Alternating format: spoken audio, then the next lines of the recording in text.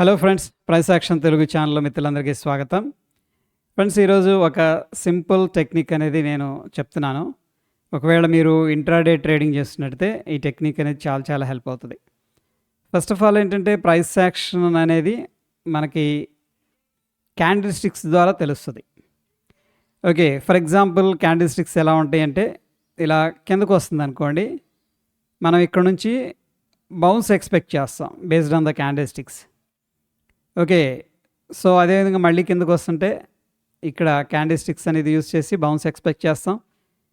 అదేవిధంగా పైకి వెళుతూ ఉందనుకోండి, క్యాండిల్ స్టిక్స్ అనేది యూస్ చేసి డౌన్ సైడ్ అనేది ఎక్స్పెక్ట్ చేస్తూ ఉంటాం కదా.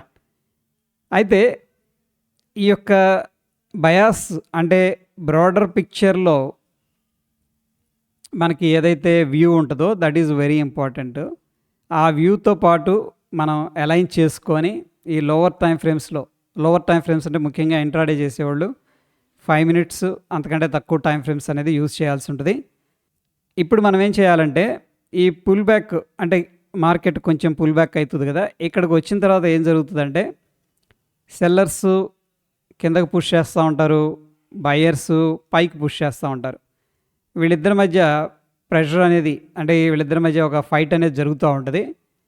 దానివల్ల ఏమవుతుందంటే ఒక డోజీ క్యాండిల్స్ అనేది ఫామ్ అవుతాయి.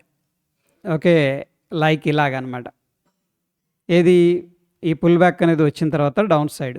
సో ఇక్కడ ఏం జరుగుతుందంటే, ఒక ఇద్దరి మధ్య బయర్స్కి సెల్లర్స్కి మధ్య ఫైట్ అనేది జరిగి, ఈ ఫైట్ అంతా కంప్లీట్ అయిపోయిన తర్వాత మనకి ఎయిదర్ సెల్లర్ అన్నా విన్ అవుతాడు.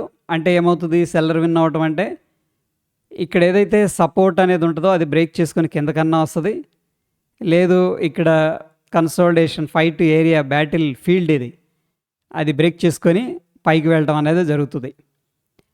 అయితే ఈ యొక్క ప్యాటర్న్స్ అనేది రిపీట్ అవుతూ ఉంటాయి. చూడండి, ఇక్కడ డ్రాప్ అయింది, పుల్ బ్యాక్ అయింది. పుల్ బ్యాక్ అయిన తర్వాత మనం అబ్జర్వ్ చేయాల్సిన క్యాండిల్ స్టిక్స్ ఇవన్నమాట.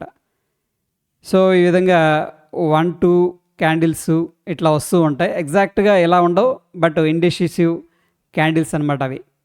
దాని తర్వాత ఒక సాలిడ్ గ్రీన్ క్యాండిల్ అనేది ఇట్లా వచ్చేసింది అనుకోండి, దాని అర్థం ఏంటంటే ఇక్కడ బయర్ అనేవాళ్ళు విన్ అయినట్టు అర్థం. సో ఇది ఎందుకు చెప్తున్నానంటే, ఇది లైవ్లో డైలీ డిస్కస్ చేయడం అనేది జరుగుతుంది. ఈరోజు కూడా డిస్కస్ చేసాం.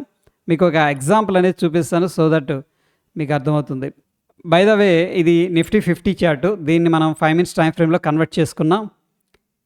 గత 2 రోజుల నుంచి కూడా ఏమవుతుందంటే, మార్కెట్ గ్యాప్ అప్ అవ్వడం, అక్కడ నుంచి కూల్ ఆఫ్ అవ్వడం అనేది జరుగుతుంది. గమనించారో లేదో, ఇక్కడ 2 డోజీ క్యాండిల్స్ అనేది వచ్చాయి. దీని అర్థం ఏంటంటే, బయర్స్కి సెల్లర్స్కి వీళ్ళిద్దరి మధ్య ఫైట్ అనేది జరుగుతుంది. బట్ ఈ గ్రీన్ క్యాండిల్ ఏదైతే ఉందో ఇది చెప్తుంది బయర్స్ విన్ అయ్యారు అని చెప్పేసి. ఓకే, అదేవిధంగా ఇక్కడ చూడండి, సెల్లింగ్ అనేది జరిగింది. 1, 2, 3 డోజీ క్యాండిల్స్ వచ్చాయి.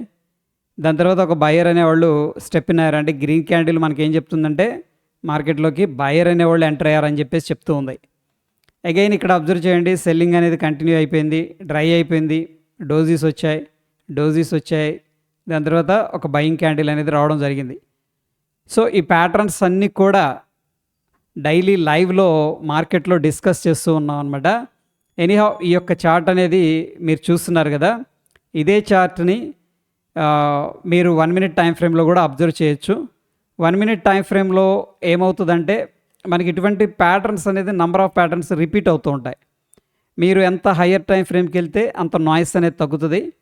But anyhow, especially intraday trade చేయాలి అంటే మాత్రం మనం లోవర్ టైం ఫ్రేమ్స్లోనే వర్క్ చేయాల్సి ఉంటుంది. ద నెక్స్ట్ క్వశ్చన్ ఏంటంటే, ఎటువంటి టైం ఫ్రేమ్లో మనం అనాలిసిస్ చేయాలి? ఎస్పెషల్లీ ఇంట్రాడే చేసేవాళ్ళు 1 minute టైం ఫ్రేమ్ కానీ 3 minutes and 5 minutes, max 15 minutes time frame మాత్రమే యూజ్ చేయాలి. సో దీనివల్ల ఏం జరుగుతుందంటే, ఇంట్రాడే అనేది మనకి ఒక బిగ్గెస్ట్ రేంజ్ ఉండదు. వెళితే ఒక 100 points పైకి వెళ్ళిద్ది, ఒక 100 points కిందకి వెళ్తుంది. అకేషనల్గా సిగ్నిఫికెంట్గా ర్యాలీ చేస్తుంటుంది, వన్ సైడ్ ర్యాలీ అనేది. But rest of the time 65% of the time ఏంటంటే పెద్దగా మూవ్ అవ్వదు అనమాట. సో అందుకని మనం లోవర్ టైం ఫ్రేమ్ అనేది స్విచ్ చేసుకొని ఇటువంటి ప్యాటర్న్స్ అనేది మీరు రికగ్నైజ్ చేసుకొని ఒక డాక్యుమెంట్ లాగా పెట్టుకున్నారనుకోండి, మీకు ఫ్యూచర్ పర్పస్ అనేది చాలా చాలా హెల్ప్ అవుతుంది. సో ఈరోజు అందరూ కూడా చార్ట్ అనేది ఓపెన్ చేసి మంచిగా ఈ యొక్క ప్యాటర్న్స్ ఎక్కడ కనిపిస్తున్నాయి అనేది మార్క్ చేసి దాని మీద ప్రాక్టీస్ చేయండి. I'm wishing you all the best. Video నచ్చిందనుకుంటే తప్పకుండా లైక్ చేసి సపోర్ట్ అనేది తెలియజేయండి. ధన్యవాదాలు.